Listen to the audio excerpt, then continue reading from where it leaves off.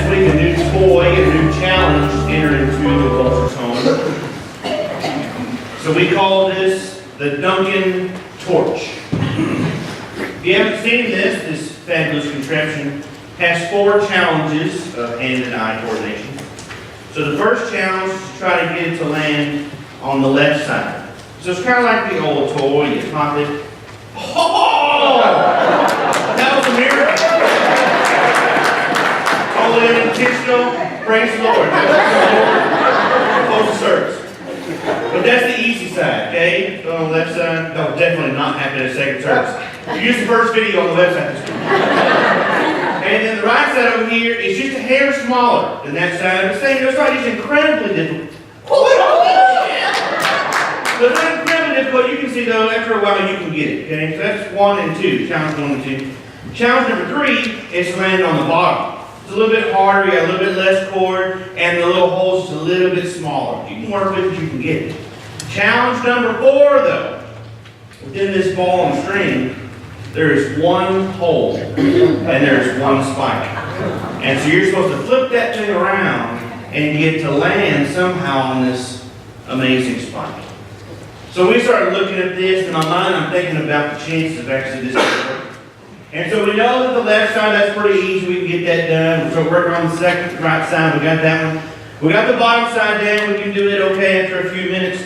But I thought that top side, chances have got to be like in the millions that you can throw this thing around because it doesn't want to come and land on this, it wants to hit the side or anywhere else. So you have to somehow get that ball to turn and then it fall just right down on that spine. And something happened to me. The more I thought about it, the more determined I was that I was going to get this thing to land. It was going to happen. I would be the first one in the Walters home to conquer this mission. So I went home one day after work and I started messing with it. I was just trying it. And you just kind of keep doing it over and over. You know, you don't really think about it. Like, okay, got to be away, got to pull it back, I'm going to move it over. And then by accident, of course, it lands on there and pops off. And then I go, oh. But now I know it's possible, right? At first I thought, this is never going to happen. This is ridiculous. This is a time waster. But then I knew it could happen, so I had this reinvigorated injury. Not injury, was that it was energy. But then I knew something else had to happen too. If it was possible, and if I was going to land it, somebody else had to see it. Because if nobody else sees it, it never really happened, right? Because if I just walk in and go, look at this! I did it! He believed me! My kids would be like, yeah, right, Dad, look. I did it. So for the next 30 minutes, I had my wife and daughter and son take 10-minute turns watching me do this thing over and over. I'm like, hold on, we almost got it. 3 seconds. And we just wait a minute, I'm going to get it. And sure enough, finally, it landed. But I'm telling you, it took a long time, and I probably did that like 10,000 times. But finally, it landed on there, and we held it up like the Olympic torch right there. We were But had they not seen it, it would have been very unlikely that they would have believed me that I actually did it. Sometimes in life we say that seeing is believing. And so we saw last week that Jesus, he arose from the tomb. When we looked at the passage, it says that the women, they went to the tomb and they were prepared, they were ready to get his body anointed with the oils and with the spices. And when they got there, the stone was rolled away, the Roman seal had been broken apart, and Jesus' body was not in the tomb. And all of a sudden, they were appeared to by 2 angels. These angels spoke to them and said, why do you look for the living among the dead? And they went and they shared this good news with the disciples. And they said, you're not going to believe what happened. But we went to the tomb, and the stone was rolled away, the Roman seal was broken, the guards were gone, and Jesus' body was not there, but his linens were still where they were. Those grave clothes had been taken off. And the disciples sat and looked for him, and they go, I don't think so. What do you mean you don't think so? That's just really hard to believe that he rose from the dead. And surely the women were overcome. Well, listen, we just talked to angels, God's messengers. How can you not believe this? And Peter goes, I'm going to go see for myself. Because seeing is believing. So he runs to the tomb, he gets there, and sure enough, the stone's rolled away, and the grave clothes are laying there, but he still hasn't seen Jesus. So we don't know, does he believe, or is he just confused? Today, if you have your Bibles, turn to the book of John. We're going to be in chapter 20 today. looking at verses 24 through 31. And we're going to see another event that happened after the resurrection of Jesus to confirm again that he did rise from the grave. And we're going to see what happens when one of his disciples is confronted with the truth. And they finally see and believe. John 20, 24 through 31. First, we're going to see the right to refuse. John 20, verse 24. Now Thomas, one of the 12, called the twin, was not with them when Jesus came. So in our passage last week, we saw the two women had gone to the tomb. It was stones rolled away. The tomb was empty. Clothes were there. We saw the other disciple run to the tomb. Same thing. Saw the clothes, saw the tomb. But nobody had seen Jesus resurrected yet until this point. And so now we have seen that Jesus since then, he has appeared to Mary Magdalene, and he has appeared to the disciples. This is what it looks like, verse 19 and 20. On the evening of that day, the first day of the week, the doors being locked where the disciples were for fear of the Jews, Jesus came and stood among them and said to them, "Peace be with you." When he had said this, he showed them his hands and his side, and then the disciples were glad when they saw the Lord. Can you imagine the scene here? The disciples, days after Jesus has been crucified, he's been put into the grave. They've heard this story from the women, and now Mary Magdalene says that he's appeared to her as well. They're in this room, and I imagine it to be a small room, and they're gathered together in a little circle. And maybe they're praying, maybe they're afraid, maybe they're talking about what has happened, what is happening, what they think will happen, and then all of a sudden it says that Jesus is there with them. I wonder if they felt joy, did they feel fear? Maybe they were confused, were they stunned? Were they wondering if this was just their imaginations playing tricks on them? And it says that Thomas was not there with him. And maybe it's because Thomas was too emotional. He didn't want to be around anybody at this point in time. Maybe it was because he was afraid that the Jews were going to find them all together, and so he went and he hid somewhere by himself. Maybe he just didn't want to talk to anybody. Right? Sometimes when we get upset, maybe just leave me alone. Whatever the reason, it says that Thomas was not there with them. But when he came back and met with them again, they had something to tell him. Verse 25. So the other disciples told him, "We have seen the Lord." But he said to them, "Unless I see his hands, the mark of the nails, and place my finger into the mark of the nails, and place my hand into his side, I will never believe." Thomas, you're not going to believe this. There we were sitting around in a circle, and we were just talking. We were eating a Long John Silver fish sandwich, and we were just wondering what's going on. And then all of a sudden, Jesus was there. We saw him. With our own eyes, we saw him. And Thomas goes, "You have got to be kidding me. First the women, and now you guys. Everybody's lost their mind." Let me tell you what I saw. I saw Jesus beaten and killed and crucified and put in a tomb. That's what I know. He is dead. So I don't know what the women saw, and I don't know what you guys think that you saw, but it was not Jesus, because he is gone.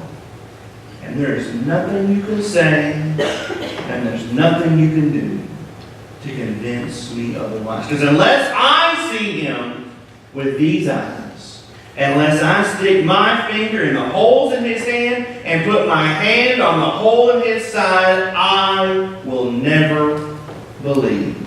A few things we learn from these verses. Number one, why he wasn't there. So many different reasons that we could think of. We don't know exactly how many times the disciples had met or had been together since the crucifixion. I would imagine they stayed together quite often, though. And the inference that we read is that he was so afraid of the Jews. They were scared they were going to be caught. They were wondering what was going to happen next. And I think Thomas was unsure of what was going to happen. And I think he didn't want to be around anybody else. And a lot of times when we're upset, when we're scared, when we're overwhelmed, when we're walking through the hardest days of our life, our natural intention and our natural reaction is to push people away. When I'm having a really bad day, I don't think to myself, I just really wish a whole lot of people were around me right now. That makes me feel so much better. And then I say, I really just want to climb into a hole and forget about everything and everyone. Wiersbe says one of the dangers that we have is that so often when we have a trying time, we become sad, we become depressed, and we don't want to be around anyone. And he warns us that our solitude feeds discouragement and self-pity. So maybe one of the challenges that we see here is the next time that you're walking through something and everything within you says, I just want to push everyone away. Instead, we need to run to those people that love us and support us and can help us walk through that. Number 2, miss a meeting, miss a miracle. Can you imagine? We don't know how many times they had met before, but the one time they did miss, the one time he wasn't there, is the time that Jesus showed up. Okay, it's like if you go to a weekly meeting somewhere and you get so tired of the same old, and so you know what, this week I'm not going. Just forget it. I got too much to do. I don't have time to go there. And on this one meeting that you missed, some representative shows up, gives everybody a free iPad and Chick-fil-A for a year. Great! I've been going to the meetings for 5 years and we've never got anything, but the one that I missed, just the one, we get something good. I should have known it. This is the only meeting that says that we know that Thomas wasn't there, and only when he wasn't there, our resurrected Savior showed up. It's a pretty big something to miss. Maybe that's an encouragement for us that when we miss gatherings of God's people together, we take a chance that we're going to miss something great. But I want you to know that we don't encourage you to be here and to be in life group and to be in all these services so we can just put a check by your name or so that we can fill out a role. We want you to be here because we believe that when God's people get together, God shows up and does amazing things. Yeah. And we don't want you to miss out. Amen. Because on that one service, you say, well, I just don't know if I want to be there or not. That may be the one service when God really shows up. And you don't want to look back and go, man, I really wish I'd have been there for that. Because there was old Thomas going, the one meeting, of course, just the one. That's where something happened. Number 3, we have to go to the source. We can give Thomas a really hard time. And we can say he should have had more faith and he shouldn't have done it, but here's one thing that he did get right. At least he went to the source. He said there's too many times in this world that we only believe or we only listen to or we only hear what somebody else has to say. And so he says, hey, listen, I love you guys and y'all are my friends. And I know that we have this great relationship. We've been walking together, but I don't believe what you're saying. So unless I hear from Jesus himself, I'm not going to believe it. And there's too many times in life that we say, well, you know what? The only thing that I really need to know is what somebody else tells me. And the only things that you need to know about the Lord are not what you're going to hear from somebody else. It's the things that you're going to hear from Him. And the only things that you need to know about the Word of God are not going to come from your Sunday school or life group teachers or from your pastor. It's going to come from what you learn by getting into the Word. You don't just need to listen to other people, you have to listen to Him. And so we have to also go to the source. And then we have to be reminded that we can't change hearts. You see, the truth is they laid out everything before Thomas exactly what they had seen. They told him the truth. And they said, listen, here it is. Jesus is alive. And they didn't believe. And he says, it doesn't matter what you say or what you do, I am not going to believe until I hear it or see it from Jesus himself. And the truth is, in this world, we have a great responsibility to share our testimony with other people. And to tell them what God has done in our lives, who He is, and what He's doing. That is our job. But we can't change people's hearts. And so if they say no, they don't believe it, we can't help that. And if they say that all you're believing in is an idle tale, we can't change that. Because the truth is only God can change them, just like He was the only one who could change Thomas. But that does not release us from the responsibility of still planting the seeds. Number 2, we see the reason to receive. The Saturday before Easter, we had one of our first servant Saturdays. And so our mission team organized a day to go down to a local gas station. And we set up a people mover, and we had some tables, and we went out and just cleaned people's windshields. That's all the goal was. Clean windshields, hand out invitations to come on Easter Sunday morning. And you ought to see some of the looks that people gave us as we walked up to them. So we try not to be, like the used car salesman when you pull into the lot, like 8 of them jump on top of you. So we try to be a little bit more, we kind of just walk over and be like, hello, we're from First Baptist Church today. We were just wondering if we could clean your windshield or your windows and your mirrors on your car. What do I have to do? Lettuce? Here's always the next question. How much is it going to cost? Nothing. It's free. It's free. How come you're doing this? We just want to do something nice for you. Just let you know that we care. So you're going to clean my windshield for free?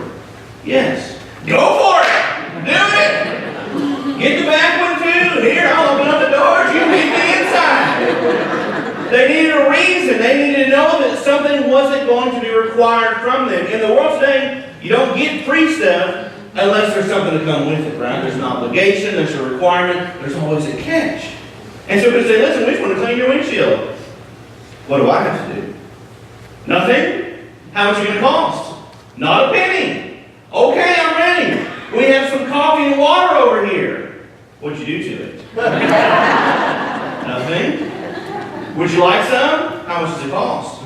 Nothing. It's free. Absolutely free. I'll take it all. I'll back my truck up. Give me everything that you got. Yes, I need a reason to receive. And that's what Thomas needed. He says, I've seen Jesus and I saw what happened to him. And I need a reason to receive this truth that you're trying to tell me, friends, that he is alive. Verse 26. 8 days later, his disciples were inside again, and Thomas was with them. Although the doors were locked, Jesus came and stood among them and said, "Peace be with you." For 1 week, Thomas has been sitting on this proclamation that he has made that he will not believe unless he sees it with his eyes and touches with his hands. A week later, the disciples were meeting again, but this time, Thomas is there. "Thanks for showing up, Thomas." And although the doors were locked, it says that Jesus came and he stood among them. What exactly does that mean? A couple of options here. It could mean that the disciples are sitting in this room, and the door is locked, and it has a little deadbolt twisted. And as Jesus walked up close to the door, the deadbolt automatically just opened up, and the door opened, and Jesus walked right through the door. Maybe it means that Jesus somehow, though in bodily form, he walked straight through that door, even though it was locked, and he sat down there with him. Maybe it means that when Jesus got within a mile of where they were, the door blew open and fog came in. There were laser lights, like a Metallica concert, and Jesus made a grand rock star entrance. Or it could just mean the disciples were sitting there, and the door was locked, and all of a sudden, Jesus was right there with them. Which one is it? Not really sure. Because what it tells us here is that the doors were locked, the disciples were there, and all of a sudden Jesus appeared. And there he was with them. That's what matters most. Not exactly how he got in there. He's the Son of God. He can get in there any way he wants to. And he says, "Peace be with you. Do not worry. Do not be afraid. Have peace. Because I am here." I wonder what Thomas was thinking when Jesus appeared and sat there. If that was me, I'd be thinking, "Oh man, I done messed up bad. I've been telling my best friends who've been trying to share this truth with me for a week that they have lost their minds, that there was no way they saw Jesus. And yet here he is standing right before us. Proof." I can remember years ago, I was probably 6, 7 years old. And the greatest extra on a TV that you could get at this time, okay, the coolest feature, was this thing called a sleep timer. And so you set your sleep timer and your TV would turn off by itself, right? That sounds so lame in today's world. But back in 1986, I'm talking about this was like holographic almost, okay? You could set a little time. And my TV had a timer where it could go all the way up to 90 minutes. Could you believe that? Okay, this was like the Sears Roebuck Extraordinaire TV. 30, 60, 90 minutes. I was telling all my cousins about this. And one of my cousins was always trying to one up. And he goes, well, you know, my TV goes all the way to 2.5 hours. 2.5. That's right. And I thought, there ain't no way his TV goes to 2.5 hours. He is lying. And then one day I was over at his house. I was like, hey, why don't you show me that TV? And it goes to 2.5 hours. And sure enough, he pulled out that remote. All the way to 2.5 hours. And then I thought, oh man, I done did mess up. Because there I thought he was lying. There I thought he was saying something true. But when the proof's in your face, you don't have much of an option but to accept it then. Right. Thomas was so sure that Jesus was in that grave. He was so sure he was dead. And now he sees him with his eyes. Isn't it beautiful to me how Jesus appears to him in the same way he did a week before to back up their story. And to me, that's the truth of what happens when we tell people about how good God is. He always backs us up and makes sure that it happens. Verse 27. Then he said to Thomas, put your finger here, see my hands. And put out your hand and place it in my side. Do not disbelieve, but believe. Gosh, can you imagine the shame that had to come over Thomas? The Jesus that I followed, and that I loved, that I served, the one who died, who told us he would rise again, and I did not believe, and yet here he is proving himself to me when it's I that need to be proving myself to him. Put your finger in my hands and in my side. And then he uses Thomas's very own words. He says, do not disbelieve, but believe. That means stop becoming an unbeliever and become a believer. Verse 28. Thomas answered him, my Lord and my God. One of the greatest declarations and evidential verses we have about the deity of Christ, my Lord, my Master, and my Teacher. And my God. Right. The Lord of all the heavens and the earth, the Creator of all things. Jesus truly is the Son of Man. I think for us we notice, number one, that Jesus knows just what we need. You know, at that very moment, he knew that Thomas needed to have that affirmation. And we have to remember that God knows everything about us. He knows our hearts. He knows our minds. He knows our thoughts. He knows our intentions. And he knew that Thomas needed proof. I think sometimes we have to be reminded that God knows our doubts. He knows our sins. He knows our failures. And he loves us anyway. And he met Thomas at his place of weakness.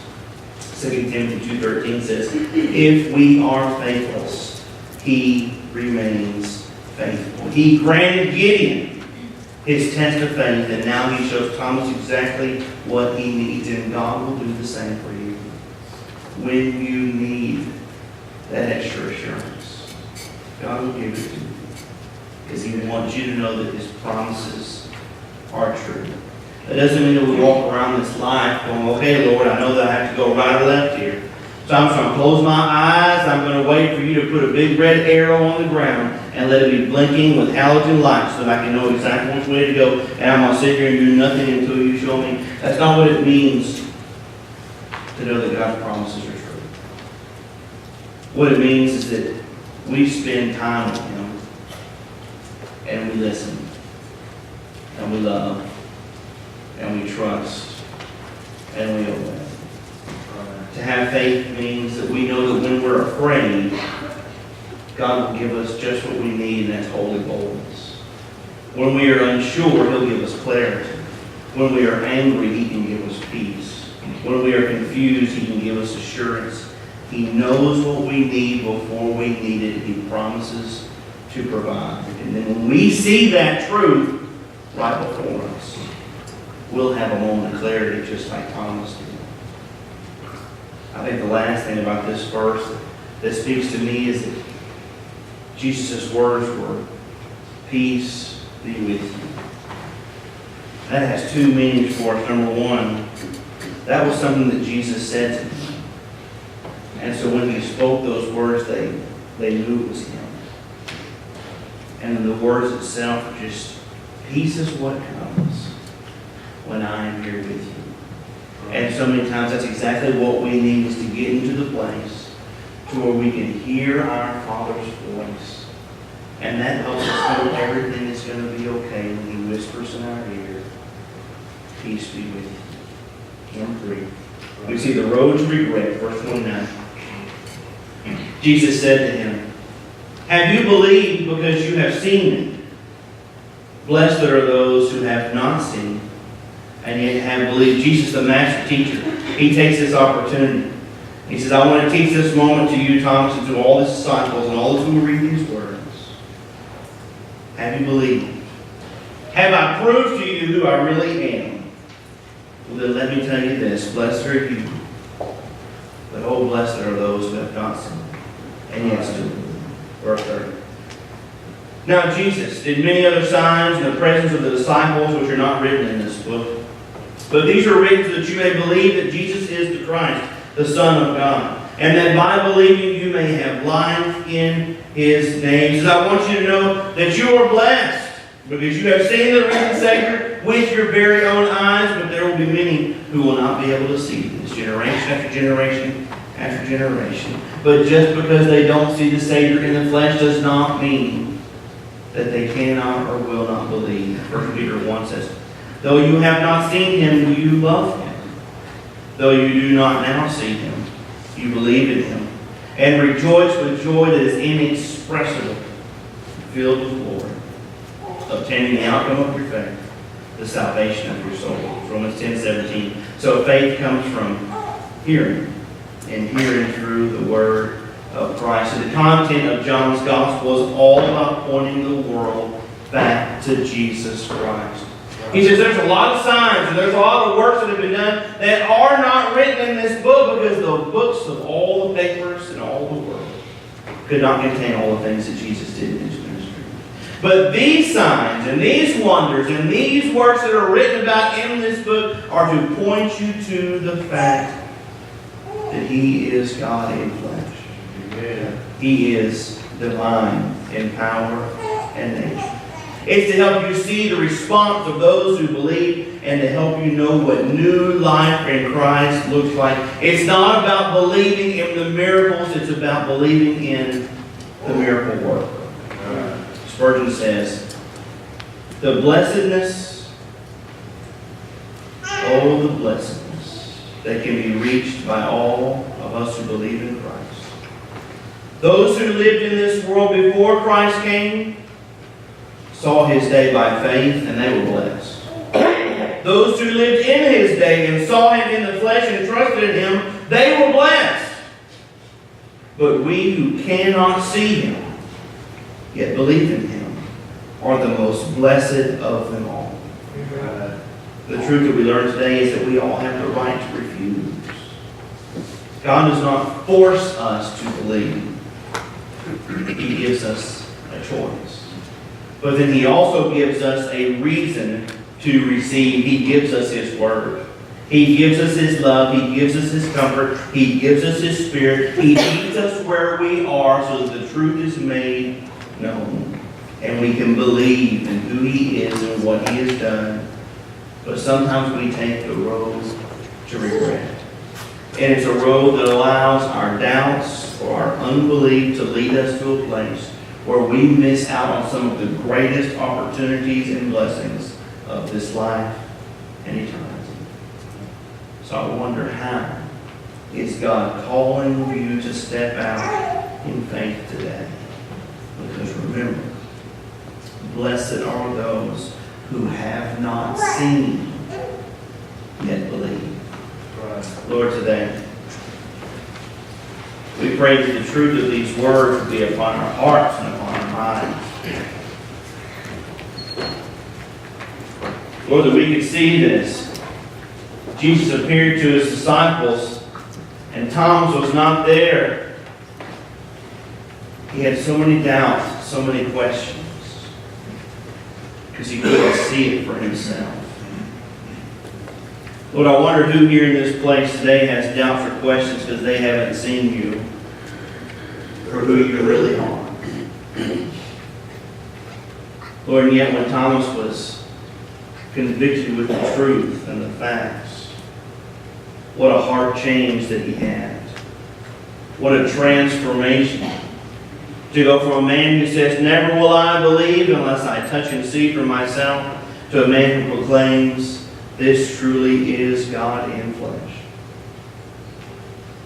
Lord, I pray today for those who are looking for a sign. Lord, for those who are looking for assurance and affirmation. God, for those who need you to meet them right where they are, we pray that you would. That you would change their heart and they be convicted with the truth that you rose from the grave. And you are alive and well. Lord, so many times we take steps down roads that lead us to regret.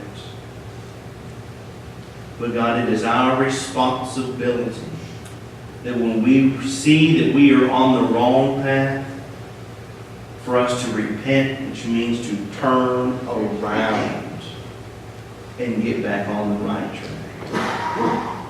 Lord, I wonder if there's one here today who could say, I can see that my life and this path is leading me to a place where I am missing something.